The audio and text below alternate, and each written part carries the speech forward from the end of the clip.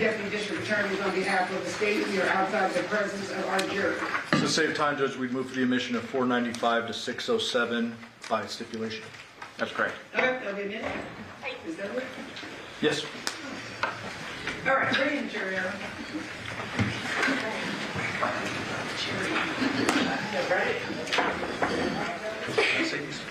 Yeah, that's true. All right, the jury.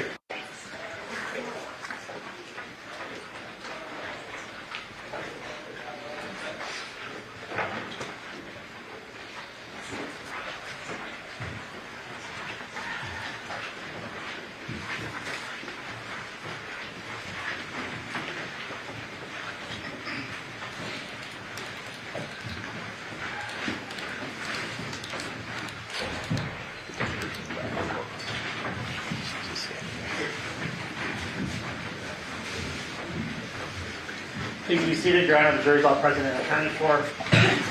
We are going to go back on the record and see 377239, State Bachelor's to Devyn Michaels. And the record reflects that Ms. Michaels is present with her attorney, Deputy District Attorney on behalf of the state. Please don't party in the presence of our jury. Yes, Your Honor.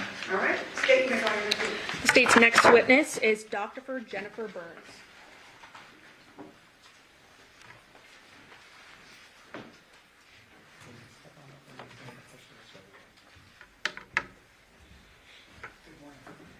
Solemnly swear or affirm the testimony you're about to give in this action shall be the truth, the whole truth, and nothing but the truth, so help you God. I do. Thank you, ma'am. And Doctor, if you please state your full name and spell it for the record. Sure. My name is Jennifer Burns, Jennifer, B as in boy, YRNES. How are you employed, ma'am?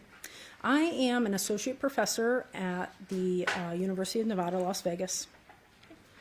What's your position beyond that?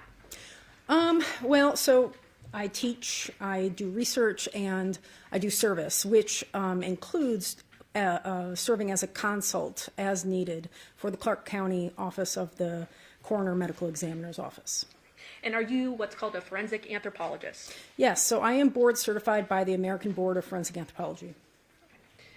And so that would be your certification, correct? Yes. Okay. Any other certifications? No, that's it. Otherwise, I have my degrees. Can you tell us about that? Sure. I have a Bachelor's of Science in Biology with minors in Anthropology and Chemistry from SUNY College at Geneseo. I have a master's degree and PhD, both in anthropology from the University of Buffalo. And obviously you have many degrees, certification. Do you also undergo training and things of that nature ongoing? Sure. So I regularly attend the American Academy of Forensic Sciences as well as the American Association of Biological Anthropology conferences, which isn't exactly training per se, but it's just demonstrating continuing education because that's where we get to see stuff before it's published. And do you know someone by the name of Dr. Clara Ralston? Yes, she is my former postdoc. And where did you work with her? She was at the University of Nevada, Las Vegas in my lab as a postdoc scholar. Now she is at the New York City office of the Coroner Medical Examiner as a forensic anthropologist. So she's a forensic anthropologist as well? Correct. Okay. As a forensic anthropologist, I think you mentioned that there are consults that you do. What are the types of questions that you're tasked with investigating when you get a consult? Sure. So it depends on the case, right? So sometimes we're asked to assist with an identification if they don't know who the person is. Sometimes if they know who the person is, or maybe they don't, we get asked to assist with trauma, which is traumatic injuries, which can include blunt force, sharp force, high velocity projectile trauma or gunshot wounds, and thermal alterations. Can you walk us through what all of those terms mean, please? Yeah. So blunt force trauma is probably the most commonly known one. So this occurs when a force is traveling at a relatively slow speed and impacts a relatively large area of the body. So like a motor vehicle accident usually causes blunt force trauma, for example. Sharp force trauma is when an implement that has a small surface area impacts a small area of bone with a relatively low amount of force, such as knives, such as saws. High-velocity projectile trauma includes gunshot wounds and other types of trauma that has a small surface area that is traveling at a high speed or high velocity. Thermal alterations are heat or fire-related trauma. And can you sort of describe for the members of the jury here, what is your role as a forensic anthropologist, and how does that complement a medical examiner or a coroner's work? So a medical examiner is a forensic pathologist who is a medical doctor, and I am not a medical doctor. I have a PhD in anthropology, so my trajectory is different. I work with what we call hard tissue. So this includes bone and cartilage. So forensic anthropologists specialize in the human skeleton. Forensic pathologist is typically looking for any soft tissue damage or changes from pathology. And so if they need additional information, they will call a forensic anthropologist to testify or, write a report on something specific such as identification or traumatic injuries when it impacts bone and cartilage. Now, what are some of the processes you do during a consult? Can you walk us through that process?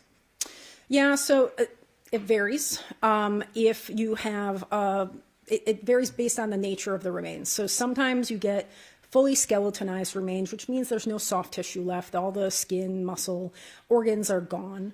Sometimes you have fully fleshed individuals that have traumatic injuries, and that might include blunt force, sharp force, gunshot wounds, where the pathologist calls us in and says, okay, we have this, we want more information about it.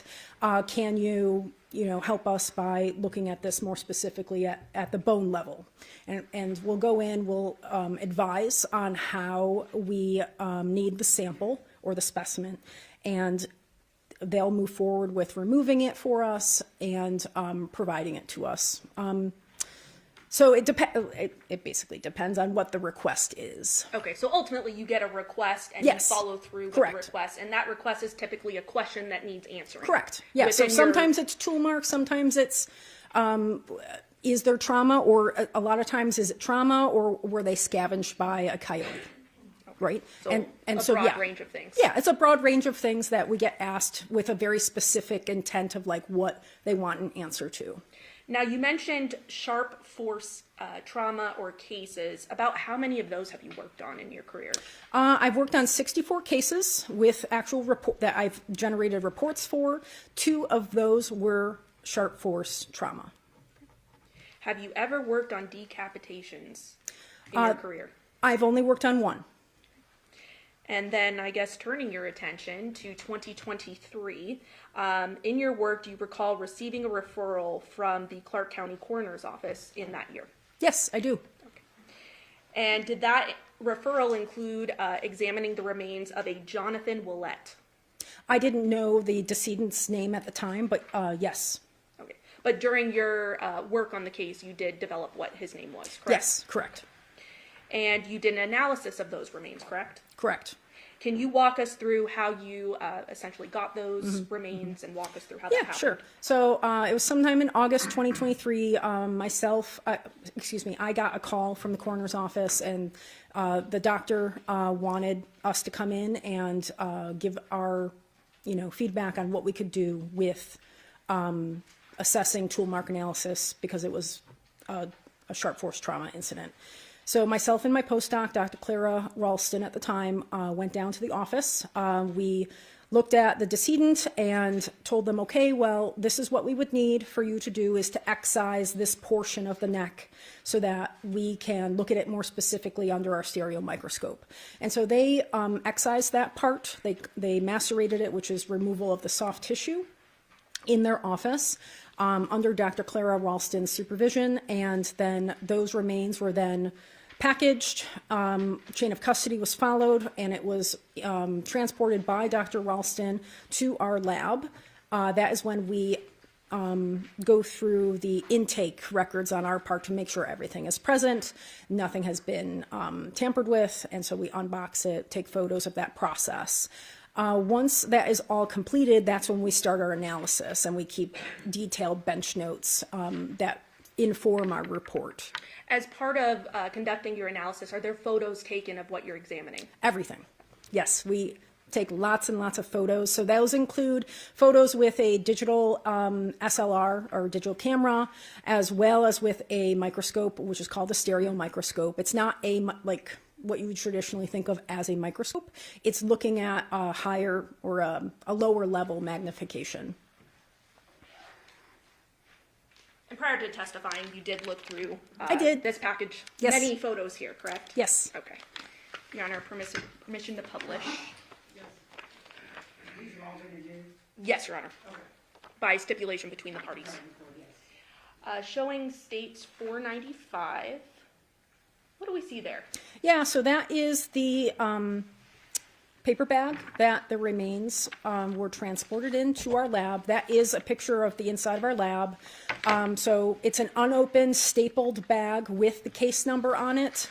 And so that we take right before we open the bag to show the bag is unopened. This is how it arrived at our lab. Then showing you 496. Is this the inside of the bag you just mentioned? Correct. So that is the inside of the bag. The staples have been removed. A little dark, but 498. Do we see that there are contents to this bag? Yes. And would those be the samples that you had requested from the Clark That's County correct. Coroner's Office? Yes. So you've unpackaged these items. What do you do next?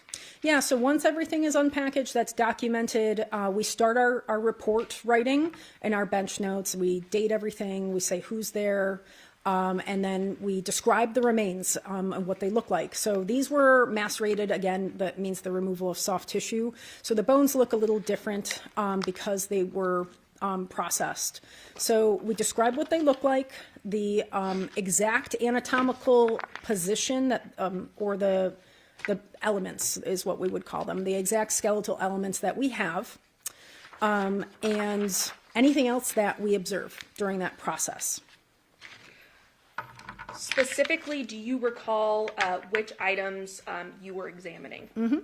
Yes, so we had possession of, so these are cervical vertebrae, which are parts of the neck, which is, so I brought this as a specimen so you could exactly see what we're looking at. The neck. Do you mind actually stepping closer okay. to the jury just so that they Sure. can see what you're pointing to? I think that might be helpful. Okay, so this is the head. The head meets up with what we call the cervical vertebrae, which are 7 vertebrae that make up your neck. And that lets you go all around with your head, right? And so what we had possession of was, so this up here is C1, which is cervical vertebra 1, 2, 3, 4, 5, 6, 7. So we had part of part of cervical vertebra 2. We had almost all of 3. We had 4 and part of 5. And so this was the part that was removed, was from 5 up to the part that we didn't have anything above that. So these were the ones that we were dealing with, the C3 primarily for the trauma analysis. Is there anything interesting about the front of the skull based on your analysis after just pointing to those vertebrae that you think is important to note? The front of the skull? So the front of the neck. Well, so the anatomy of the neck is complex, just as the rest of the spinal column. So the bones of the neck meet up at many different joints. So we have joints back here. We have a joint up in the front as well. And so when or if you were trying to take this apart, like if we were learning in a classroom, I would take this apart, right? And I'd show you all the different So I can pass these around so they can see that. Okay. So these are 2 different examples of cervical vertebrae. So you can see how small they are. That's like when you see these pictures, they're going up a lot. So that's cervical vertebrae 2 and 1, or excuse me, 2 and 3, which is where the cut marks go through, are those 2 vertebrae. So the complexity of the joints between your vertebrae make it difficult to take them apart. And they're very, very sturdy, which is why like when you move, your spinal column is like the base of like all of your movement. And so there's many different joints here that make it complicated to actually remove or take them apart. But not impossible, correct? No, not impossible. All right, if you don't mind taking a seat, doctor. So you mentioned that obviously a lot of photos were taken during your examination. Was there a grouping of photos that had annotations on them as well? Yeah, so, excuse me, when we write reports, we know what we're looking at in photos, but we want everyone else to know exactly what we're looking at. So what we'll do is we'll annotate them with different colored boxes or arrows in order to show exactly the features that we are trying to display. Now then, I am going to publish State 603. Can you describe for the members of the grand jury what we're seeing here and what was of note during your analysis? Yeah, so this is cervical vertebra 3, which was being passed around. So you see how small that is when you're handling it, right? So that's blown up a bit because it's on a screen. But what we're looking at is the sharp force trauma that was analyzed for tool mark analysis on this bone. So the white boxes are in 5 different parts. Those represent what we I guess you'll probably ask me about this, what we determined was caused by a mechanically powered saw. So those are shaved off and polished. It's hard to see because it's such a small bone. The arrows, the orange arrows, are pointing to an area where there are incisions or cut marks that were not made by a mechanically powered saw. And so there's 2 different features there, which is what this overview is picturing. The other thing in this image is there's a tiny part of C2, or the cervical. And there's actually a mouse in front of you, so if you want to hover. Please do not click it. I will not click it. Care of everything. I was informed beforehand not to do that. Yes. Yes. So this, can you see that? Yeah. Okay. This part right here is the bottom, or the body of cervical vertebra 2, which also got passed around because it meets up with C3. So this is the bottom of C2. It has it has sharp force trauma through it, which is, and it's still articulated, or it still meets up with C3 here. These parts here in the white boxes are showing, again, that polishing that we saw in our analysis that's consistent with a mechanically powered saw that made those marks. And the orange arrows here and there, 3 different parts, are showing incision or cut marks made by a hand-powered implement. So just to stop you there, Doctor, Yeah. 2 separate implements we see evidence of here. Correct. And what is the evidence that you see to make that determination? Yeah, so there's a fair amount of, we use a lot of, verified experimental research as well as case studies to back up our findings based on the features of the defects, which is what we would call these. So there's defects in bone, meaning it does not look like it's anatomically normal. So I'll start with the hand-powered tool, or the cut marks from that with the orange arrows. So those, can you show some of the other images? Because those will be more helpful to show. Absolutely. Showing how we determine that. 604? That's good. Yep. Okay. So that small area is the small, I don't know who has the C3 anymore. Yeah. Okay. Can you tell us about that? I can tell you exactly where it is and what you're looking at. All right. Is there a way for me to show them besides just, do you want me to just point? Point? Okay. Whatever you prefer. So this is C3, and it's specifically between my fingernails. This is how small the area you're looking at. So this is a joint with C2, which is above it. So this meets up with C2. So this is a joint. So you're looking at horizontal ridges in this joint right here. Okay? And those are very uneven and they're not parallel. You can kind of see, like, okay, they're all over the place. And so that's typical of a hand-powered instrument, not a mechanically powered instrument. And that's how we determine, okay, that's a hand-powered instrument. It's the striations, which are kind of those scratch marks you see running across the screen, are all over the place. If it were mechanically powered, you'd expect it to be more uniform. The other thing you see with the black arrow, I don't know if you can see that very well. We'll point it out now that you know the area we're looking at on here. So here are the what we would call striations or grooves, which were made by a sharp implement or a point, something that has a bevel. And all knives have bevels. That's how you make your cut marks.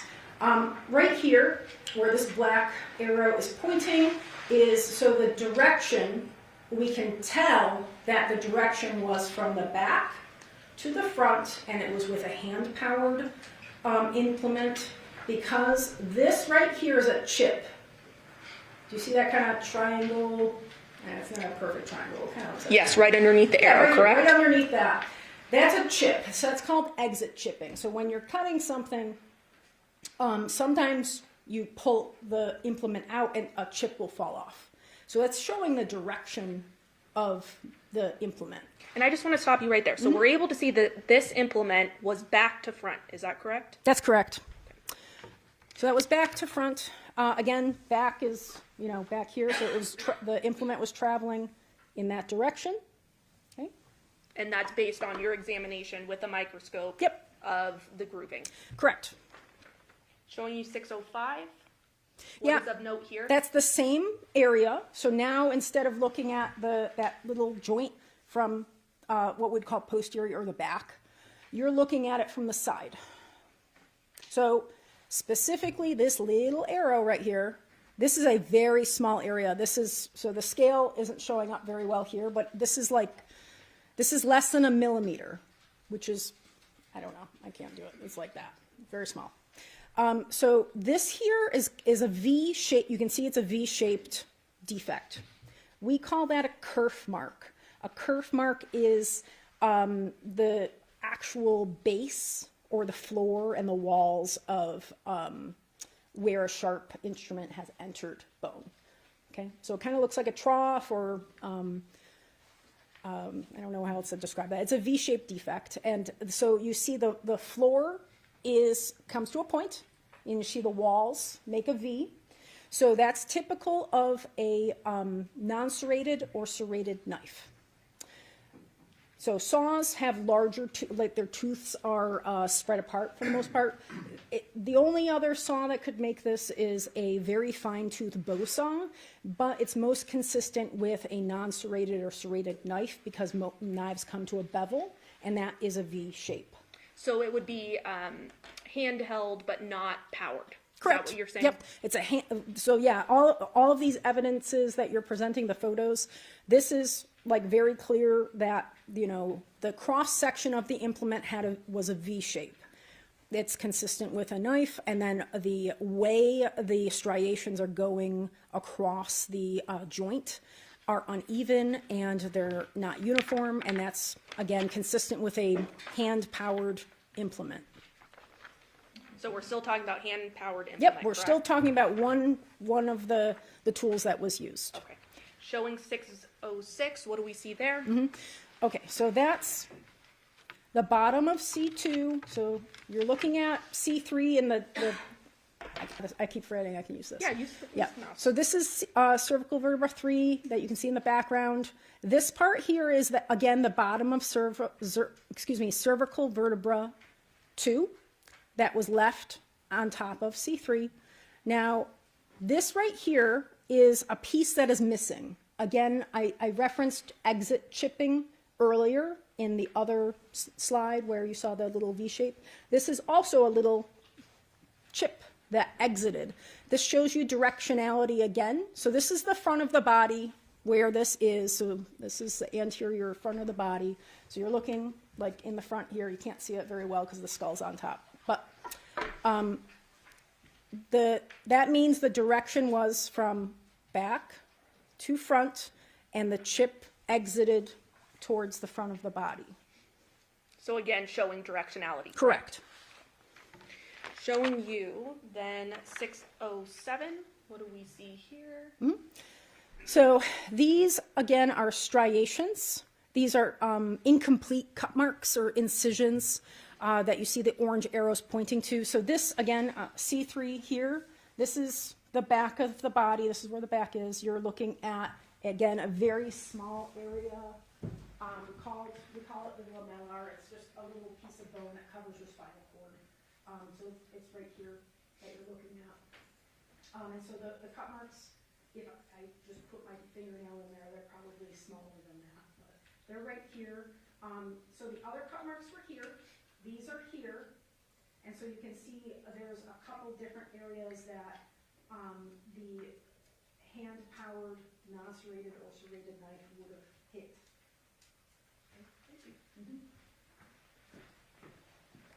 So, in analyzing these remains, you were able to determine that 2 implements were used. Is that right?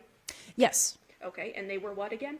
So there was a hand-powered, non-serrated or serrated. We could not determine exactly. It was a single, straight blade of some sort. And then the second one is a mechanically powered saw. Now, are you able to determine which implement was used first?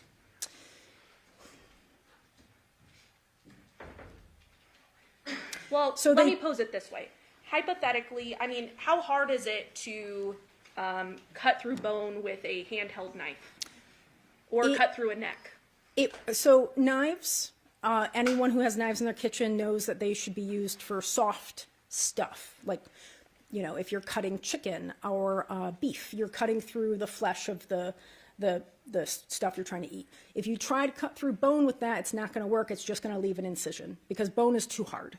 So I don't want to say it's impossible because there are bones that if you used enough force, maybe. But saws are made for a reason. Saws, the teeth are such that they are made to cut through hard material such as wood or bone. That is their job. And so when they're actually going through bone, they're creating a waste material by, if anyone has cut, wood, that it creates wood chips, okay, when you're actually sawing through wood. So I don't want to say it's impossible, but it's very, very difficult to cut through bone with a run-of-the-mill knife. You would need a tremendous amount of force with a handheld knife, right? In order to cut through bone? And a lot of persistence. Okay. Now, how about a powered saw? So mechanically powered saws are made for ease of use, right? So that saves you time. And it is doing the work of the energy transfer for you. So when you're dealing with a hand-powered implement, you are the one supplying the energy. A mechanically powered instrument, such as a saw, is producing the energy for you, which is why you need a battery or some other power source, right? And so it's doing the work for you and doing the cutting part, or what we would call the, because when you're cutting something, it's like you go back and forth, but a mechanically powered saw is doing that for you. So that is going to make it a lot easier because you are not exerting force yourself or energy yourself. The instrument is doing that for you. Are you able to determine, what brand of knife, what type of knife was used So that's first? called, so we can determine roughly the class of the tool, which is what we did in this instance. Sometimes, and anthropologists typically don't determine an exact tool. That's not our job. Those are tool mark experts, which are beyond our training. Now, because of the type of bone this is, vertebrae have what's called trabecular bone in them. It means it has spongy bone. When you look at a cut mark, can I pass this around? Up to the judge. Okay. So this is, I think it's cow bone. It's not human. Thomas. So But is it still symbolic of what a human would look like? Yeah, so this is symbolic of what bone looks like when it's cut through. So this is a saw mark through what we call cortical bone. Cortical bone is very thick. This is a long bone. But cervical vertebrae don't look like this. They have what's called trabecular bone, which looks like spongy bone, so it's a sponge. So if you walk, does anyone want to touch it? You don't have to, no. But you can see the striations in there too, and you can feel the cut mark itself. But that's cortical bone. That would have been, that's easy to determine, or relatively easy, assuming you have the right parts, to determine further what the type of saw that would have been used for. Now, because of the cervical vertebra, how they're designed anatomically, they don't have a lot of cortical bone. They have trabecular bone. So trabecular bone is spongy. It'd be like looking at a bunch of open spaces and trying to find those striations that you see on the bone that's getting passed around. It's not possible for the most part. So, yeah, so it depends on the bones in the body. These bones in particular, you're not able to get more specific, which is why we stated it the way we did. And I don't know if I can simplify it or Okay. Tell me if I'm oversimplifying. Well, I probably overexplained Now, it, so. if it's a smaller bone, sometimes it's harder to make further determinations because you're dealing with a smaller bone versus a larger bone. It's not just the size of the bone, it's the structure. So that's what I was trying to get at, is the structure of the bone is different, where if you have a lot of that thick cortical bone and you cut through it with an instrument, then you can see the features that are necessary to make a call on the specific type of saw that was used. These do not have that type of structure because they're small and because they are primarily made of trabecular bone, which is spongy bone, which is some of that you saw in the images too, where you saw these air spaces that were in there. That's the trabecular bone that has been exposed. Okay. Now, I've stood next to you. You're a petite individual. Is it possible for a petite individual to have decapitated Well, in this way? mechanically powered saws do the work for you. So the energy transfer is coming from the saw. So, and they're made so that many different types of people can use them to do, whatever it is they're going to do with that saw. So many different people could use a mechanically powered saw to cut through hard materials such as wood or bone. So it wouldn't be impossible for a smaller female to do so, correct? I don't know if I want to comment on that specifically, but the energy transfer from the mechanically powered saw makes it so many different types of people can operate that tool to get through harder material. But there's females and males that Yes. use that Oh, tool yeah. in life, correct? Yeah. And they're able to do so. Yes.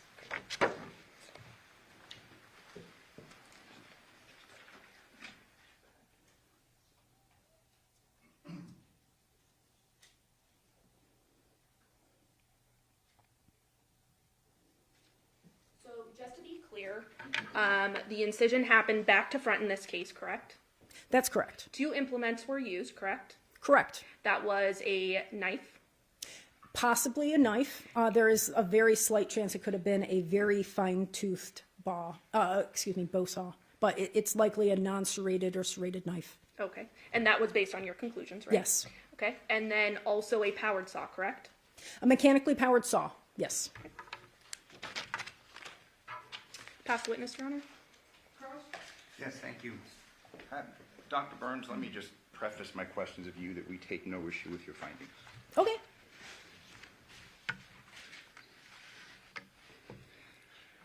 You were asked a question just a moment ago whether or not it would be possible if a small woman could have done this, and you said you didn't want to give an opinion as to that, correct? Yeah, I mean, I would reference the user manual for a mechanically powered saw to Okay. see who should or should not or could But operate all that. things, I'm sorry, I did not mean to interrupt you. Yep, you're fine.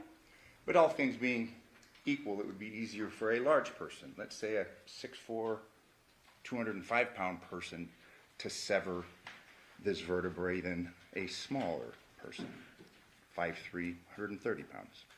Again, I'm not going to comment on the capabilities of different individuals on their ability to operate a mechanically powered saw. Okay, but you'll agree with me that a larger person is more powerful generally than a smaller person, in general. I mean, assuming they have full capabilities and they're not disabled and all of that. Absolute healthy. Again, I don't want to comment on the capabilities of different people. Mechanically powered saws do the work for you. Absolutely, but let me ask you this question. Generally, a larger, healthy person is stronger than a smaller, infirm person. Yes. Fair? You had testified concerning the complex nature of the vertebrae in the human neck, correct? Yeah, sure. And when you discussed this complexity, are you talking about the interlocking nature of the vertebrae? Yes. As in this case, we had part of C2 severed, correct? Correct. And that was included in your analysis concerning C2 and C3. Correct. So when we talk about this complexity, it's because you've got these bones that are entwined. That's fair to right. say? Yes. You had testified that this area, specifically C2, C3, is very, very sturdy. Yes. Sturdy and complex. Yes.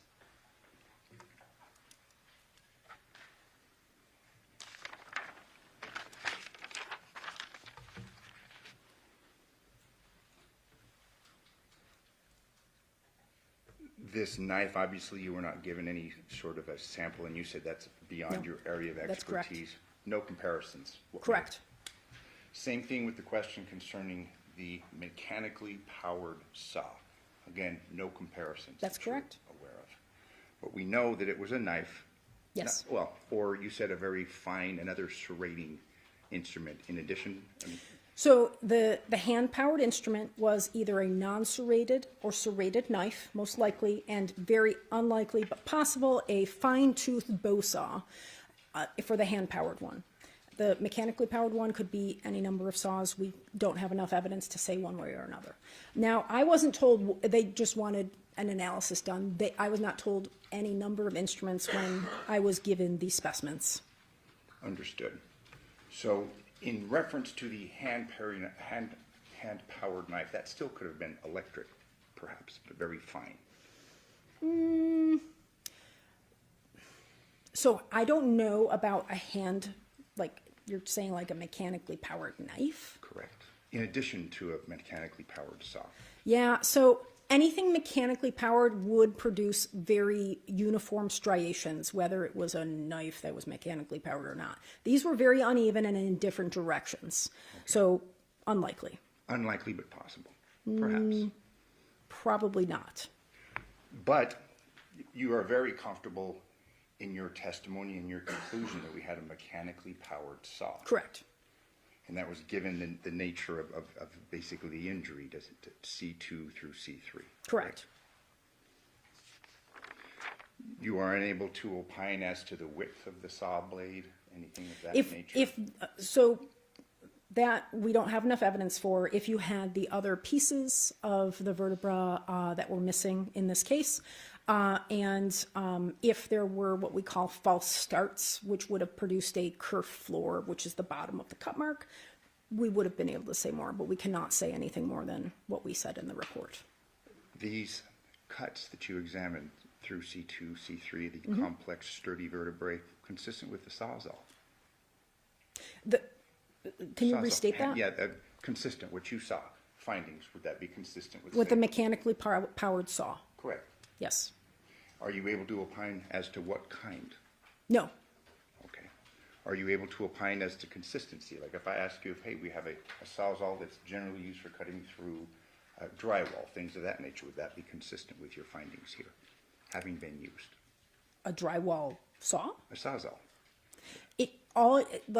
Yes, so it can include any mechanically powered saw, yes.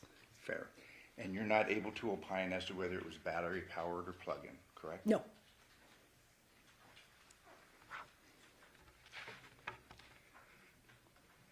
Are you able to opine as to the amount of time this may have taken? You mean the time in which it was inflicted on the neck? Correct. No. I should say, when we were invited to the office to assess the decedent was fully fleshed. So in our assessment of bone, we call something perimortem when a defect is, made on a bone at, around, or shortly after the time of death, meaning our interval is wide. I cannot, like a forensic pathologist could tell you different things based on soft tissue. Hard tissue reacts in a wider scale. So we cannot tell if it happened shortly before, at, or shortly after time of death. It could have been any of those, according to our analysis of bone, on how bone reacts to those implements. So, and please tell me if I'm oversimplifying this, but it's hard to give a window whether the person died, had just died, correct? We cannot give so it could have been right before they died, they were still alive. It could have been at the time of death, or it could have been shortly after the time of death. So it could have been before they died or after they died? This According to the way we do our analysis with bone, it could have been at any point in time in that perimortem period, shortly before, at, or shortly after time of death. Are you able to give an opinion concerning how long it would take a person to be decapitated? No. Right.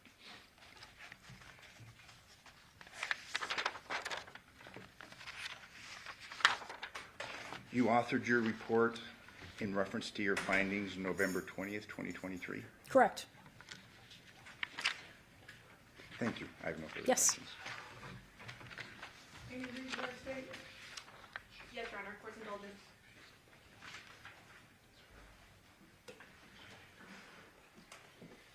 Ma'am, just briefly, now you're not able to determine whether these incisions happen post-mortem, pre-mortem, anything like that, correct?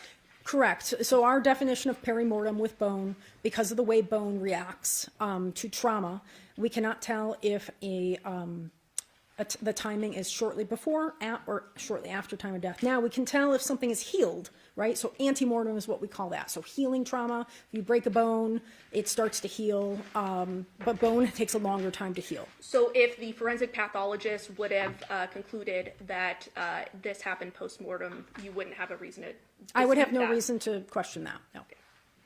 Past witness. Any comment? Yes, are you able to give an opinion concerning whether it was a reciprocal saw? Or, you know what I'm saying, type of saws that go back and forth, or a type of saw that goes Oh, in a yes. circle? Can I reference my report? Please. I have no objection. Yes, thank you. I do not have it. You guys have a report? Yes, if I may approach. Yes. Thank you very much.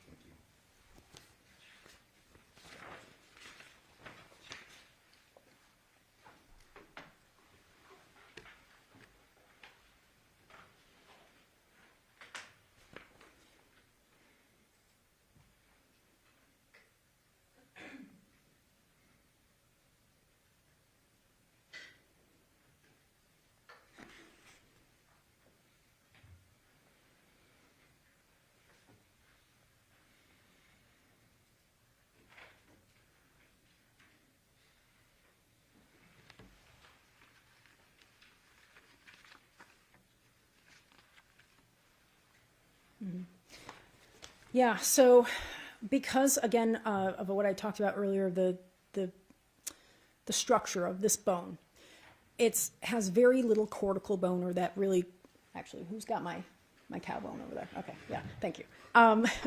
Because of the structure of the bone itself, we are not able to say further what type of saw it is, so it could have been any type of mechanical saw. So you're not able to opine as to the speed of the saw, anything of No. that nature either? Or No, whether because it was- there's very little area that is cortical bone, which is where those features would be observable, but because of the type of bone, we didn't have enough evidence to say one way or another.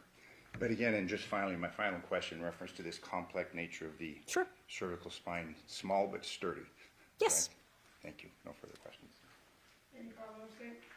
No further questions, Your Honor. Do the ladies and gentlemen of the jury have any questions for this witness? Okay, seeing no response, no excuse, thank you very much. Okay. for your testimony today. Thank you. State, would you mind gathering her remarks? Yes. This goes back to the defense.